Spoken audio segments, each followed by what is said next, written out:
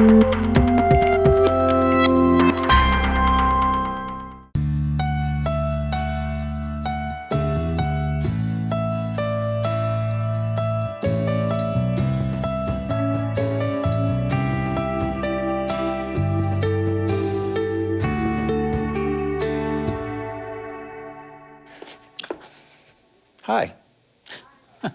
Wow. Honestly, I've never done one of these like this before. I sit in a chair in front of a bunch of people. So what would you like to know? Okay, so I just have like 8 or 10 minutes here to chat with you first, and we just have a discussion.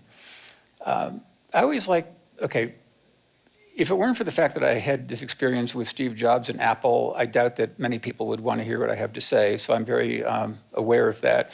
And I try to keep things in terms of, sorry, looking for a place to rest my foot, and it's on this side. And it's an interesting thing for me because after all of my experience with Steve Jobs, he gave his famous speech, the Stanford commencement address. Most people have seen that. I think it's a very moving speech, and he'd already been through his first scare with his pancreatic cancer. And in that speech, he said something that always stuck with me, which was that you can never connect the dots looking forward. You can only connect them looking backward. And it struck me because that was exactly my experience, that I was a rock drummer until I was 30 years old. That didn't quite work out for me, unfortunately. I think I'd rather be doing that. But I got into advertising just as a way to make a living. And I had an interest in technology. And one by one, these doors kind of opened where I started working on IBM. And actually, I met the guy who was doing the Apple advertising when I was a file clerk at an ad agency. And then he invited me to come work on Apple in the days of John Sculley. And then because I had the Apple experience, I became a candidate to work on the next account when Steve Jobs was looking for an ad agency to take care of that. Anyway, one by one, these things happen, and suddenly I find myself working with Steve Jobs. And I never, ever could have planned that looking forward. It only makes all the sense in the world to me when I look back. So Steve was right. That's lesson number one. Lesson number two is that Steve was always right. No, just kidding. But he was pretty darn good. And it was through my work with him that I came to appreciate this thing, the power of simplicity, which I did see in pretty much everything that he did. It wasn't just the products that you saw. I don't think a company can just turn out simple products unless they have a deep belief in the power of simplicity. And in Apple's case, it's not just visible in the products, it's visible in the way the company's organized. When Steve came back to Apple, he sort of ripped the company apart and he got rid of all the committees and all the multiple levels of approvals and things that really made Apple behave like a big company. So this is my long-winded way of saying simplicity is important. And it struck me as being such an important thing, and it didn't get a lot of attention in the world as a thing to be studied. So I wrote my first book, which was called Insanely Simple. I think here it's incredibly simple. But it really is about the principles that have driven Apple and that made it grow from near bankruptcy in 1997 to become the most valuable company in the world just 14 years later. So it's an amazing story, Apple's story, not my book. And I really do think a lot of it is because of the power of simplicity. So to me, this is the most important thing moving forward in the world. I think more and more companies come to understand that human beings have a built-in preference for simpler things. If you have two paths to achieve the same goal and one of them is more difficult, obviously you choose the simpler path. And I think this is sort of the understanding that Steve Jobs had when he did pretty much everything, is that human beings will respond more favorably if we make things easy for them. He wanted to give people amazingly sophisticated capabilities, but make them simple. So I think that started a trend in the world, or I can't say it started the trend, I take that back, but it was a major contributor to the trend. I think the more Apple became successful with things like iPod and iPhone, that more and more companies took note, more and more people began demanding that kind of thing from, in the products they bought. And when other companies saw that demand, they would respond by making those kinds of things. So I think the whole world has gotten more sophisticated about its views of simplicity. But the good news is, if you're a person who wants to take advantage of the power of simplicity, is that you'll never have to worry about everyone doing that and having to compete with them in simplicity, because the world is pretty much guaranteed to be a complicated place for many, many years to come. Because human beings, I think, although we have this built-in desire to see simpler things, to seek out simpler products, we also have this weird thing, like when we work in big companies, we tend to make things more complicated, because everyone who touches a project seems to need to put their imprint on it. So you get this kind of dual thing going, where people want simpler things, but people in certain positions in many companies start making things more complicated. And I think the value that Steve Jobs brought to Apple was that he had that brutal side to him, where he didn't tolerate people who made things more complicated. So he by sheer position in the company, he could swat down complexity and say, we're not going to work that way. It is rather remarkable that that a company the size of Apple could actually operate in such simple ways. That I'm not talking about the thousands of employees who work, and they have a sea of computers and people doing little jobs, building the website, that kind of thing. But on the management level, Apple really did function like a small company. These major decisions were made around a relatively small table with very few people, without a lot of research. It was kind of what we knew to be right, and what Steve Jobs could feel it in his bones that this was the way we should go, that kind of a thing. There weren't reams of evidence assembled to convince anyone that we should do things a certain way. And I know that a lot of companies would have a problem working that way. And maybe Apple was special in that it had a guy like Steve Jobs. But that is the way it ran. It was remarkably like a small company when it comes to the big decisions about what products would be made and how they would be marketed, all that kind of stuff. So I do think that moving forward is a question really for every company, is to have a kind of a focus. It's a mission, and that mission clarifies things for everyone in the company, and everyone moves along in lockstep. It's about having focus and not trying to do too many things at once, trying to make better products, even though there might be fewer products. That was certainly Steve's philosophy. And I think it is just keeping things on a human level. I think that was what Steve was really, really good about.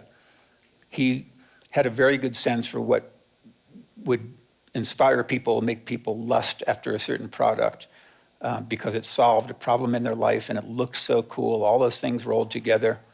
And the way it was marketed, he was a very, very passionate marketer. So I think there is a process for success that any company can adopt, pulling some of the principles out of Apple that made it so successful. I think it comes down to, again, a human understanding, because I worked with so many of these companies, like Intel and Dell in particular. You'd be surprised how little human input there was and how much was all based on metrics. It's all reams of data and kind of an impersonal way to create products that I never saw at Apple. So that is basically it. I can't think of anything else to tell you. I would invite you to ask a few questions, and we can have a happy little chat here.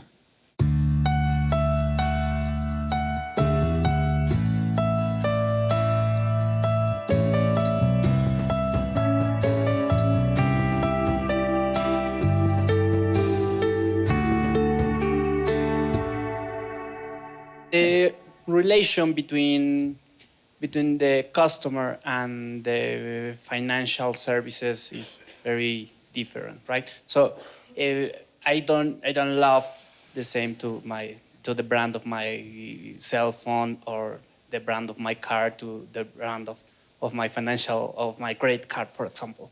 So what advices can you give us for making a more lovable communication for financial services? It's funny. I've been to Australia 5 times in the last 4 or 5 years, and every time I've been invited by a bank. I don't know what it is about me and banks, but I think there's a lot of complexity there, right? I think when I talk about making products that people can love, again, it's a little unfair to be talking about Apple because most people's companies are not Apple. You don't make shiny things that people can hold in their hands and love. And it's a little bit different when you're offering like a credit card or a new loan program or something. So when I was talking, I mentioned it, this new book that just came out where I talked to 40 leaders around the world in different industries about how they leverage the power of simplicity. And I did talk to several financial people and a telecom, Australia's biggest telecom as well, Telstra. And they all acknowledge that people will never love them like they love Apple. That's just like not going to happen. But they can feel that attachment to them because, especially when it comes to people's money, they're trusting you with this thing that is like an essential part of their lives. And if you can make them feel that you understand them, and again, it's addressing this kind of human need, and you do that well, then people will become attached to you. I think I think the bottom line is that, at least I believe this, people attach themselves to companies that they feel share their values. So if it's some slick ad campaign that says, come, do this and we'll give you $200 and we'll be your best friend, that may not do it for them. But if they truly get a sense that you understand them, and this bank in Australia that I've been working with, the Bank of Melbourne, their positioning was that they're the local bank. They serve only that state, and they do all this stuff in the community, and their name is just really visible. And they give charitable contributions to groups and whatever, and they feel that they're being authentic. So authenticity is hugely important, that people truly believed that it wasn't just an advertising line, that this was the bank that really cares about them and their community. So I'm not sure how applicable that is to what you're talking about, but I think every company can find a way to exude the values that will attract people of similar values. Do you consider that Mexican brands, Mexican companies have the skills to apply that concept of simplicity? Yeah, I think everyone has the skill, can acquire the skill to do that. I used to think, to be honest, when I started in advertising, I didn't think I really had what it takes. People talked about concepts, and I couldn't understand what the hell they were talking about. And it was years later where suddenly the light bulbs went off, like, okay, I get it now. And I started to actually get better at it. And I think simplicity is a similar thing that when I explain to people, how Steve Jobs looked at things, I describe him looking at through this lens of simplicity. He just seemed to want to improve things by streamlining them more, making them easier to understand. Some people, it's like an artistic skill. Some people, you look at them and think they will never, ever have that. They can't draw, that's just not what they do.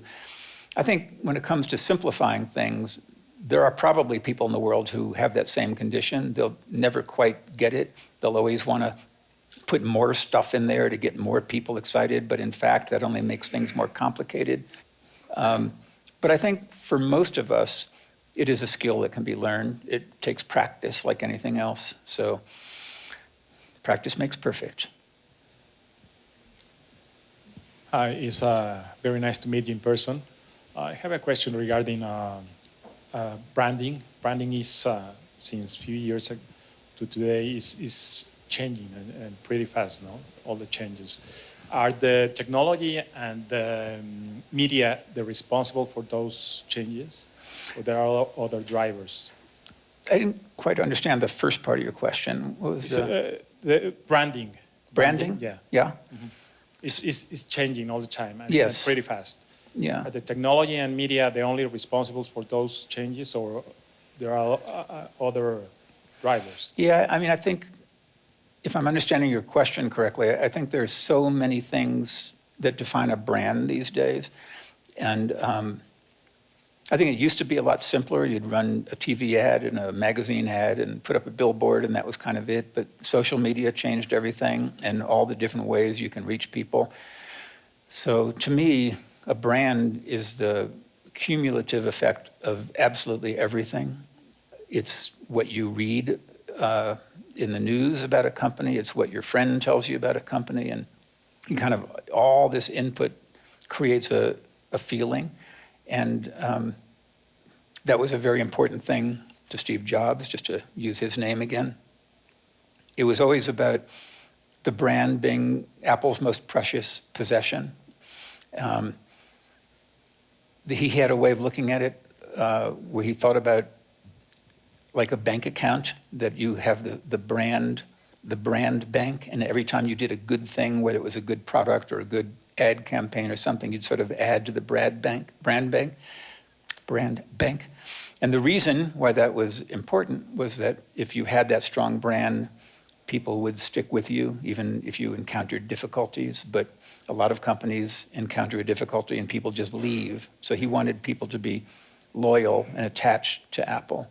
And I think Steve had a pretty limited view, because all this social media and all these other things that are out there now might have existed in his day, but he didn't pay a lot of attention to it. Again, Apple is an unusual case because they don't have to have a huge social media program, because there's buzz about Apple anytime a new product comes out, anything, it's there, and they don't have to pay for it. So they don't really make a conscious effort. They've been doing a little bit more of late, but it's just, the brand is all important, and there's so many different ways to influence it. So I don't know if I've answered your question, but I took up some valuable time. Yes. Oh, sorry. Next. Okay, so after your experience, do you have any special technique for creativity? Like, how do you implement creativity in your day by day? Yeah, that's always a tough question too, because I think every creative person has a different way.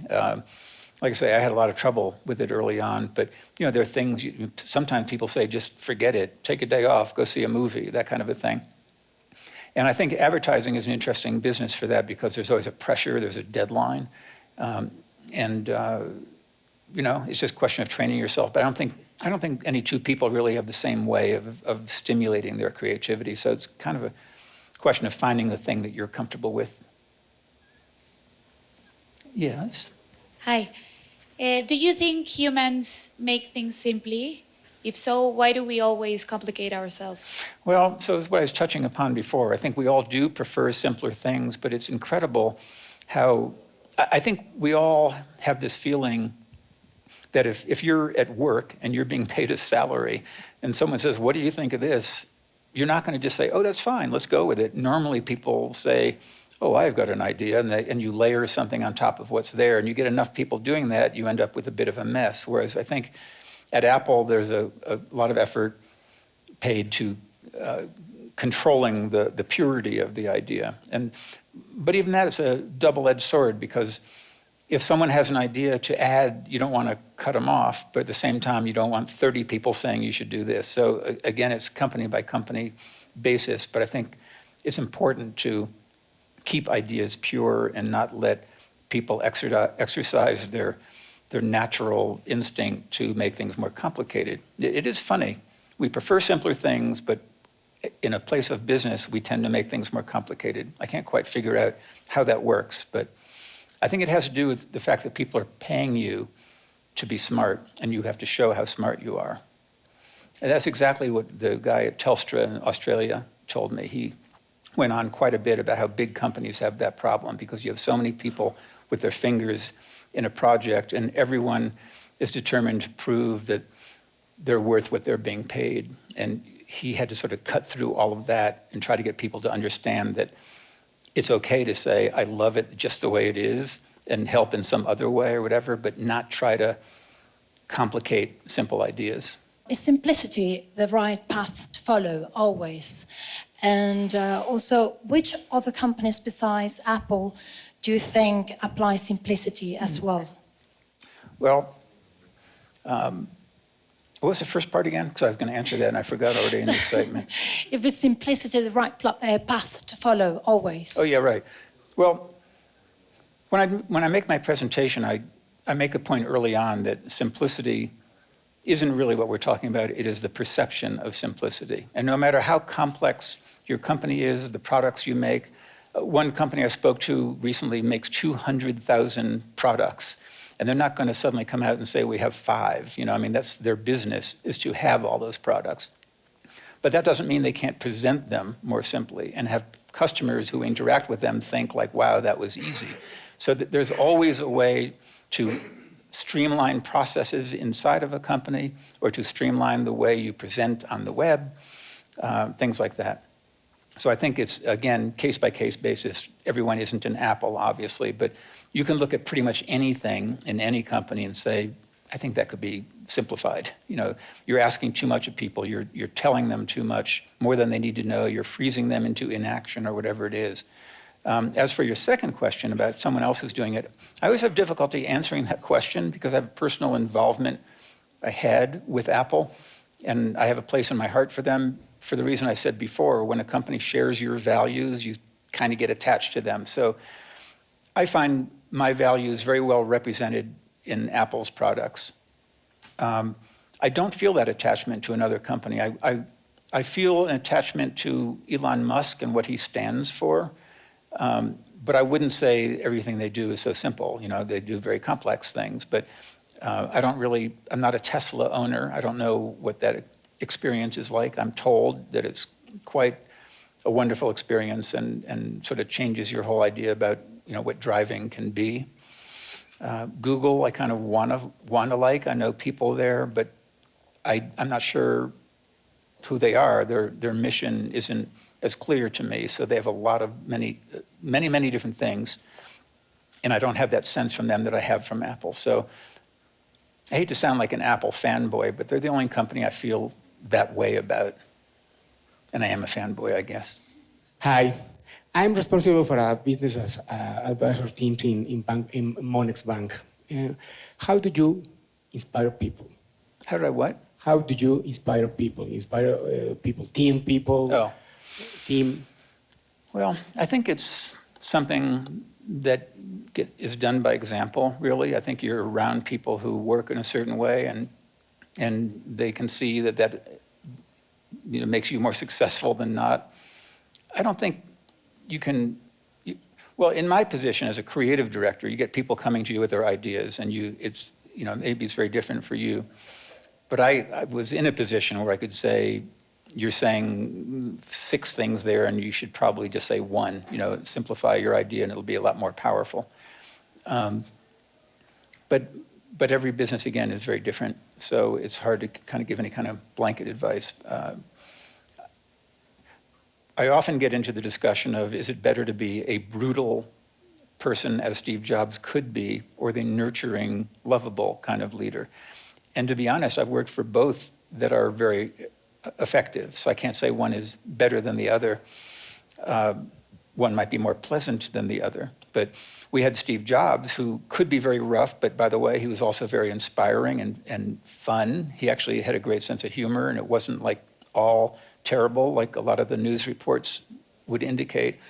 Ron Johnson, who worked under Steve to create the Apple stores for the very first one, and he saw it through for 11 years, building 350 stores around the world, he's one of the sweetest men you'll ever meet. He actually hugs at the end of a meeting. And Steve only hugged me once. Special moment. And it was only because I hadn't seen him in about 4 years or something. And it was just, I don't know if it was instinctive or what, but it was that warm, fuzzy moment I had with Steve that I'll always remember. But anyway, you don't have to be a brutal kind of leader to be effective. You can be, sweet and lovable and nurturing as well. I think it's more in the quality of the thinking, really, and what inspires people. Okay, so I think that's it. Okay, thank you.